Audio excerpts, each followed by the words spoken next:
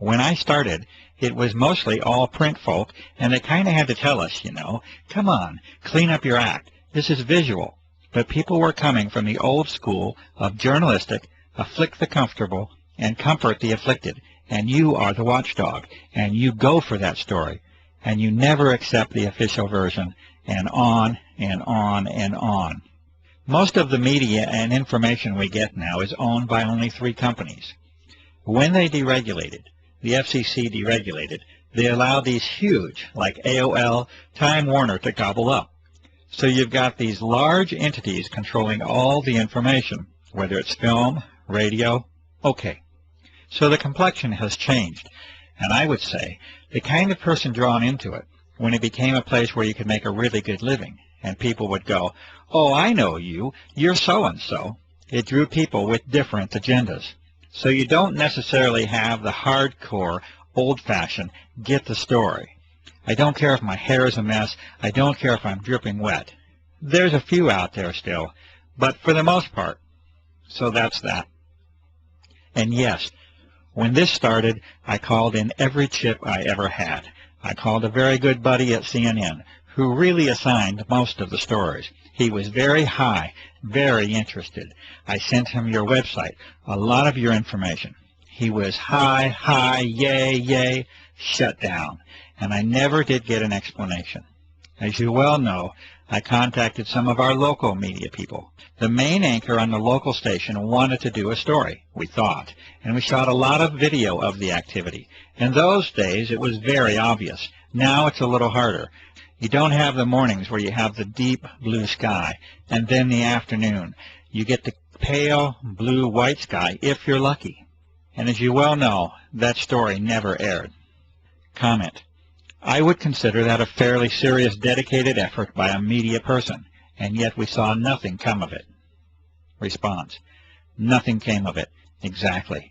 As you well know, the USA Today, which is an international publication, did a story on it, but it was obviously with an agenda, basically poking fun at those goofy people who saw those things. I believe there was 1 or 2 credible people interviewed, but for the most part, the reporter started out with an agenda to sort of mock, make fun of those people who were seeing things in the sky. And if I had a dime for everybody else that they called, wrote, or begged, I could at least buy an ice cream cone. To no avail, just hitting a wall. Comment. And this was with all your connections. Response. This is with years of connections. It's unprecedented in my life. And I cannot name another story. People point to Watergate as this big watershed cover-up. I find that laughable. This, in my opinion, is the biggest story, and I approached many of my colleagues this way. This is the biggest story in recorded human history. You have an entire planet now covered with whatever by whoever, and nobody's even acknowledging it. What the heck is going on, and how come we don't know? Question. That's the question. What could explain that level of refusal? Response. A few things, okay? A few things, to be fair. Fear. I saw that. Fear. Because the folks that get it know who's doing it, and they're afraid. Okay? They know it's something bigger than them. They know all the possibilities of who is able to put planes in the sky, that many, every day, 24/7. It doesn't take a nuclear physicist to figure out that it's not the guy around the corner. This is big. Comment. So even the journalist has that threshold that they're unwilling to cross. Response. Oh yeah, afraid. And the few that are left who do catch on to it and say, wow, I want to do this story, like we were just discussing. They hit a wall somewhere, and I'm never told where it is. I don't know if it's the news director. I don't know if it's the station manager. I don't know who. But they hit that brick wall, and it goes away.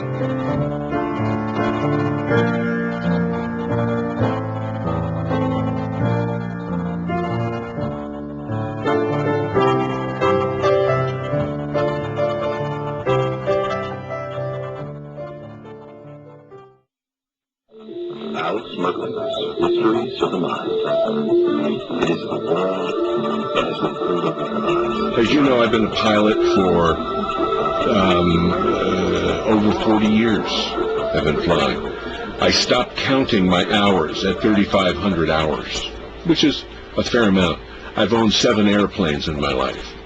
I have ratings all the way up to twin IFR. I am not jet rated, but, you know, everything else but.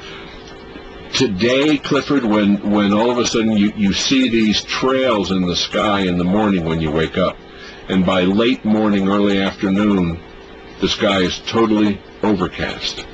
It is not natural. The government and other people say, oh, well, that's a contrail, condensation, contrail that all planes do at a certain altitude. And I said, you don't know what you're talking about. Yes, there are contrails. Go back to World War II, we had contrails, but they didn't last. This was, you know, in those days it was condensation of moisture, and then it dissipates after, I don't know, maybe depending on the altitude, maybe a minute, maybe a little over a minute, but around a minute, and it's gone. These things last all day long, unless there's a strong wind and it blows out of the way. Now it's gotten so bad, and I talk to people, as you know, all over the world, and it's happening in almost every country that I'm aware of in the world. We have listeners in at least 50 countries that we know of, and people are always reporting back. If we get into a discussion or times that you have been on the show before, people come back and just report incredible experiences. They have a lot of respiratory problems. They never had that before. People are having a lot of sinus problems. They've never had that before. They have been inundated with some of these sprays. You also asked about, you know, how do people feel about it? They are extremely concerned because there seems to be something that is happening that is affecting them physically, and in some cases, even emotionally and psychologically. So there is a drastic change in what is happening around us in, 5 years, 5.5 years? And people have never seen this or experienced this before.